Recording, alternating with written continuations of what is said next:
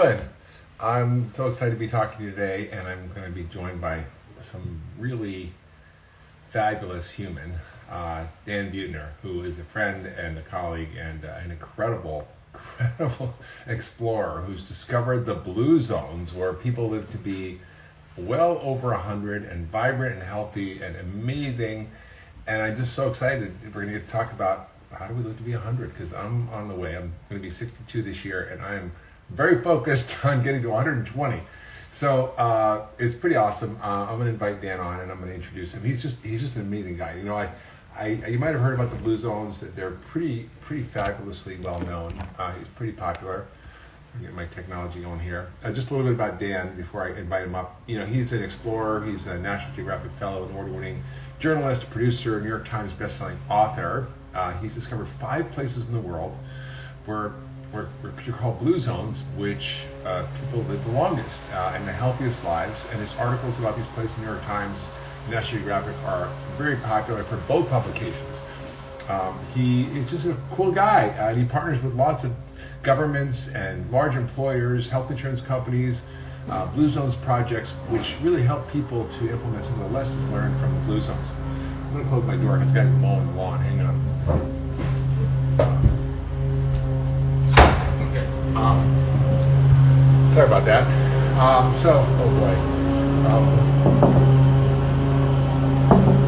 He's all up in his music. So anyway, Dan's got some great books. We're going to talk about them. The Blue Zones, Lessons for Living Longer, for the people who live the longest, Thrive, Finding the Happiness the Blue Zones Way, the Blue Zone Solution, Eating and Living like the World's Healthiest People, and also a new book called The Blue Zones Kitchen, recipes, which are 100 recipes for living to 100. It's a New York Times bestseller, and he's just awesome. He's been on the Today Show, Oprah, lots of things, spoken at the World Economic Forum, Clinton Foundation, and I'm going to get him right now to join. Let's see if I can do that. Dan, you. There we go. Unable to start a conversation. Let's try. Send him an invite. Okay, here we go. So anyway, I'm actually it's Israel Blue Zone. I don't think Israel's a blue zone, but maybe there were people that would be very old back then. So you know, I'm excited because I'm going to one of the blue zones, and Dan is helping me to kind of go in and find the people that I really would love to meet and find out how they look to be so old. He's just an incredible dude. Hopefully this technology works. I'm always struggling with this, but let's see what he says. I can get him on.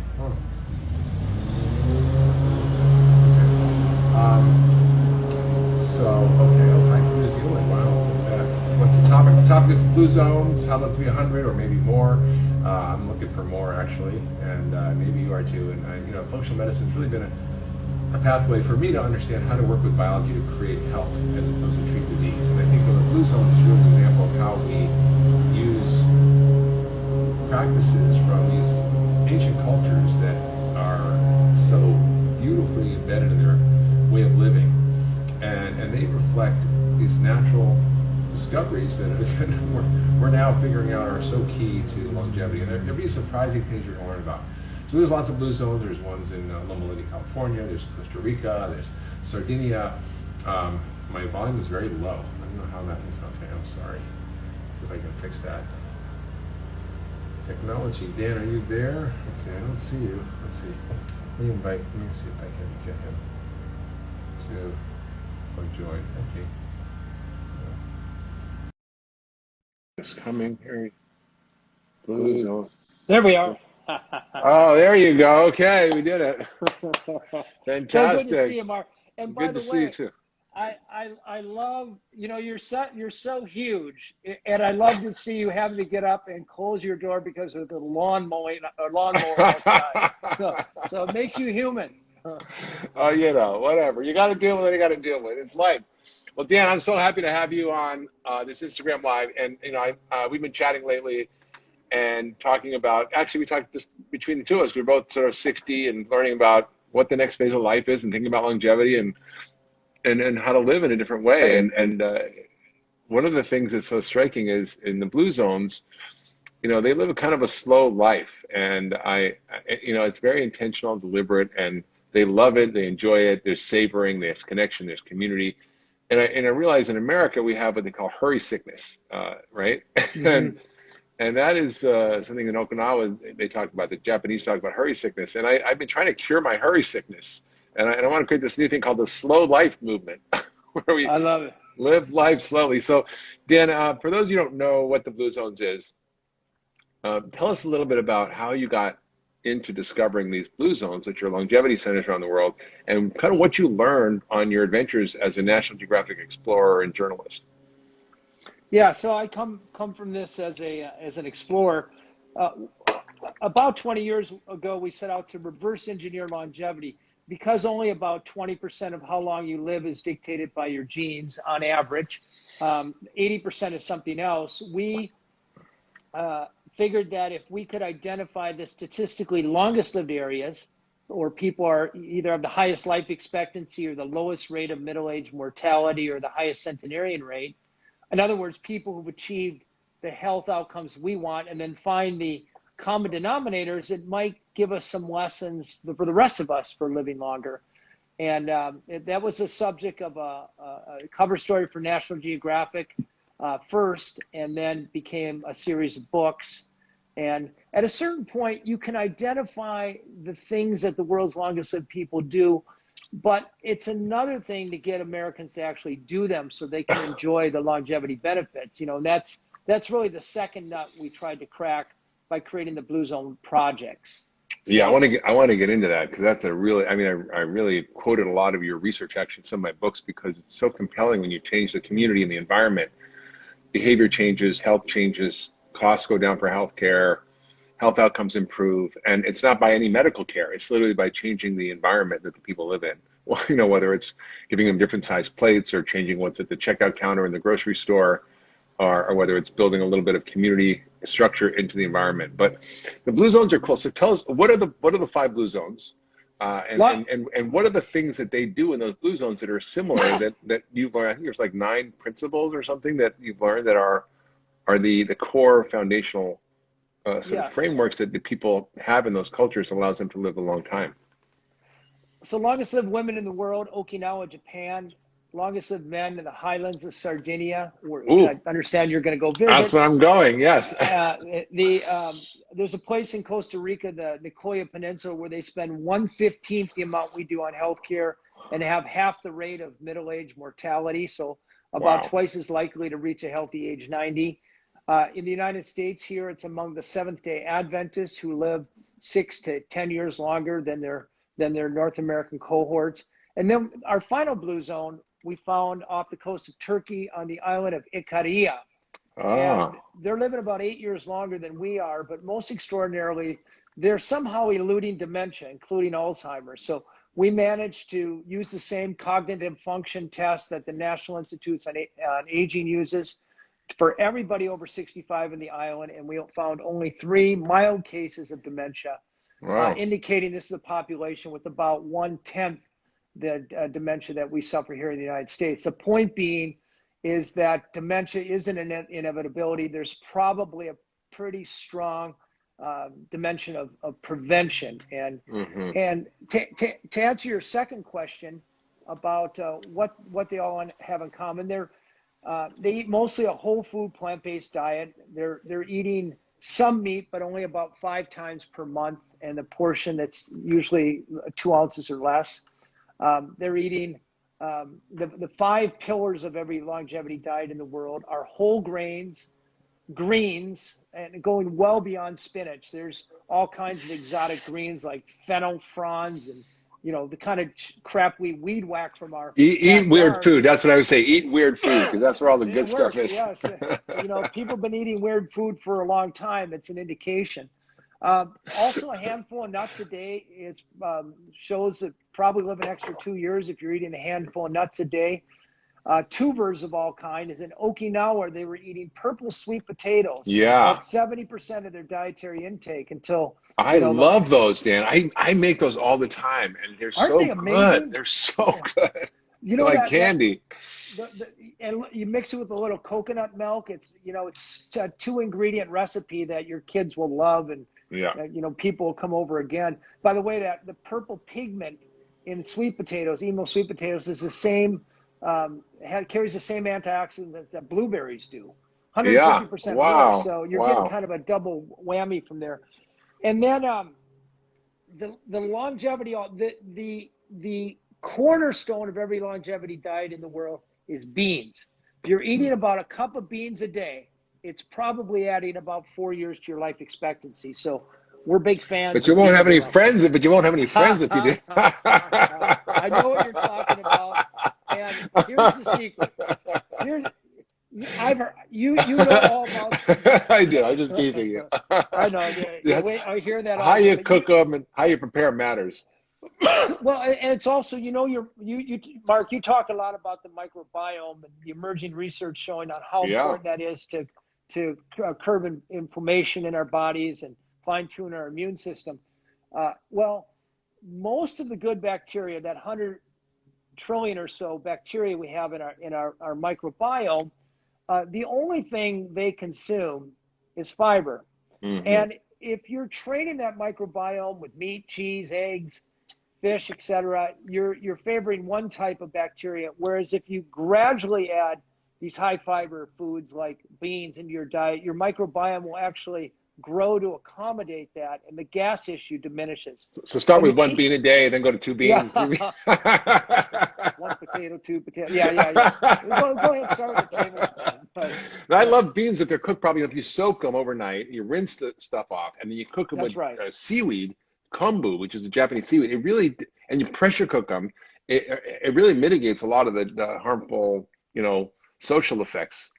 It really does. It breaks down those super long chain fatty acids. Yeah. But and people worry if about you're lectin. People worry about lectins too, is a big issue for people. And I don't know forget how much that. merit there is, but I do think that if you cook them the right way, you don't have to worry about that as well.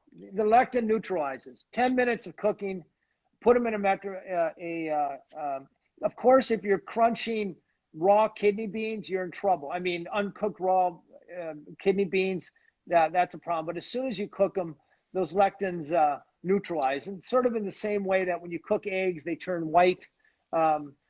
Same thing with lectin. You neutralize the lectins with a good cooking. And you got to cook beans 10 or 20 minutes anyway to eat them. So I wouldn't worry about it. I'll just tell you this. The world's longest lived people in all 5 continents are eating a cup of beans every day. And they're not having any lectin problems. So I take my cue from them. That's unbelievable, Dan. So lots of plants, like that's the majority of your diet. Lots of weird, colorful foods, lots of beans, some grains, and whole grains, not whole grain flour. I'm a real anti-flour person. I like the flours you put on your table, but not the ones you eat. And they also they eat meat as a condiment, really, occasionally. And there's a lot of other qualities though that it turns out maybe equally or more important than the diet. What are those things? Yeah. So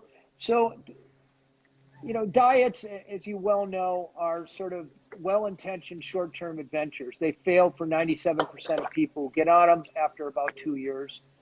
They sell a lot of books, they sell a lot of programs, but they really don't do much good for most people in the long run.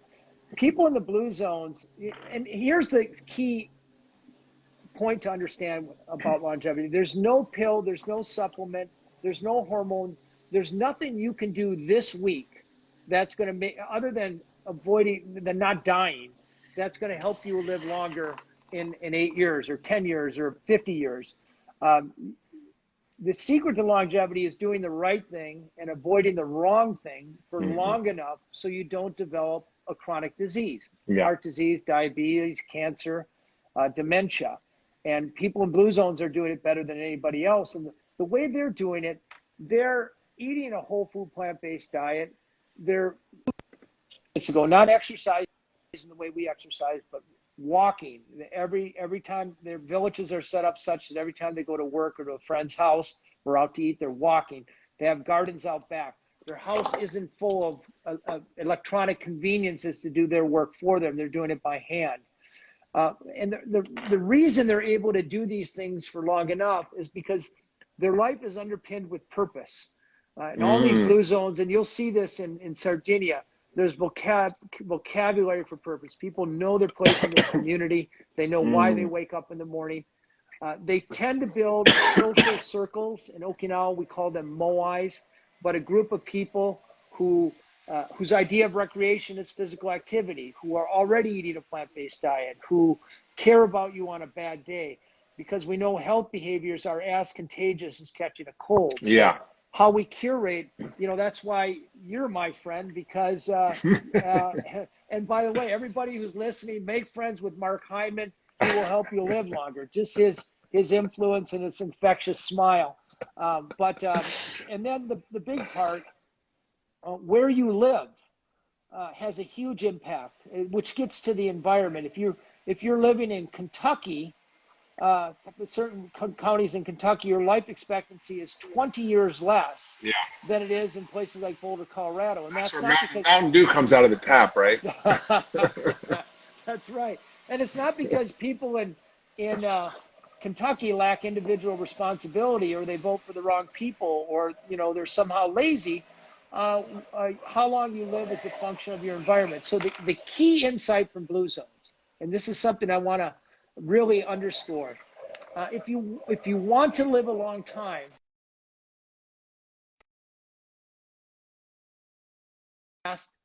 change your environment. Because if you can shape your environment so the healthy choice is the easy choice, you can turn your brain off, live your life, and you will naturally make better decisions. I mean, I can't agree with you more, Dan. I think that, Paul Farmer talks about this idea of structural violence, the social, economic, political conditions that drive disease. And most of us live in a structurally violent environment. We have bad food around us all the time. We have chronic stress. We don't get enough sleep. We're socially isolated often. Even though we're on social media, we're often socially disconnected. We are really in a state where we don't move our bodies in the way we're meant to move them. And so we have a structural environment that is a built environment that creates disease. And, That's right. and I think what you really demonstrated through your Blue Zones project is if you change the built environment, you improve health and you reduce all these adverse outcomes and you reduce healthcare costs. And it's really where we need to focus in healthcare. It's not the doctor's office and figuring out what better prescriptions to give you, but how do you deal with the structural issues that are driving disease? And I can tell you this is true for me. I went, I've been working so hard for many years, like you, Dan, running around the country on planes every week, and speaking, teaching, writing, running my practice. And I was just like everywhere all the time, and it burned me out. Because COVID happened, I had to stop. Yeah. It was like a forced, it was like God's giving me a timeout. And I went to Hawaii for the winter to just be. And I still worked, but I worked at a different pace. I had a routine. I wasn't traveling all the time. I was in a beautiful environment. I had a great farmer's market, amazing food. I could exercise, and I would be able to be in nature and hang out with great people and friends. And people look at me like, you look 10 years younger. And I'm like, all I did was change my environment and, to be able to structurally have different influences on what I was doing. I think it's hard to do for a lot of people to change it, but there are ways to do it. And I think your books are just so instructive, and they really, highlight a lot of the things that we don't really think about when it comes to health, which is nurturing our relationships, building our community, finding our meaning and purpose. I think, and I was sort of shocked to see in the New England Journal last year an article showing that meaning and purpose actually were associated with longevity as a risk factor. If you didn't have meaning and purpose, you had a higher risk of death. So, the Blue Zones project is great. I want to share a little bit about that because I think it's such a powerful notion around how do you change in America, because not all of us can go live in Sardinia or Ikaria or Okinawa or Nosara, any place that ends with an A. Maybe that's where we should go. Oh, I never thought of that. Oh my God. Well, so okay. If the key insight is if you want to live longer, change your environment, not your behavior. We've now been hired by 54 cities. The mayor, the city government, the superintendent of schools, they all have to be on board. And then it's usually insurance companies that pay for us, or hospital systems, Blue Cross Blue Shield or Texas Health. These hospital systems that actually really care about the health of the people in their community, not just waiting for them to get sick and then cleaning up the mess. But when we go into a city, we have 3 teams, full-time teams. One of them works with the city council to adopt policies that favor healthy food over junk food, that favor walkability over more traffic, and that favor the non-smoker over the smoker. And we don't come in telling city governments what to do. We come in with food policy menus that gives them options, and then we help them with the consensus process to find out which ones are most effective and most feasible for their community. And then over the next 5 years, we have a maniacal focus on making sure those policies get passed and implemented. And that's incredibly powerful. We can raise the physical activity level of an entire city by 20%. We've done this with Fort Worth, Texas, by just adopting a complete streets policy so that every street has a bike lane, a sidewalk, and a safe way for kids to get to school. Then we have a second team that administers a Blue Zone certification program for schools, restaurants, grocery stores, workplaces, and churches. And over 5 years, we can usually get about a third to half of all of those places to become certified. And what that means is their designs and their policies are optimized for health. So when you come to work, there is a healthy option at the cafeteria, and the schools don't have sodas in them. And the grocery stores will call out the healthy foods, the Blue Zones foods, and make them easier for people to buy. And then we have a third team that gets 15% of the population to become Blue Zones ambassadors by changing their home environment. I actually have a new book that just released yesterday, #1 bestseller on Amazon yesterday. It just released, called the Blue Zone Challenge, which shows people how to change their home environment so the healthy choice is an easy choice. So they don't have to think about it all the time. Because as you point out, we have this hurry sickness. There's too much on our minds. We're busy. We got our kids to worry about, our social schedule. So if you can just set up your home the right way so it's easier to eat healthy foods, you're nudged into movement, you're nudged into social interaction, a longevity will ensue. Yeah, it's so incredible. And I remember there was a study, I think it was in Minnesota, there was a little town where you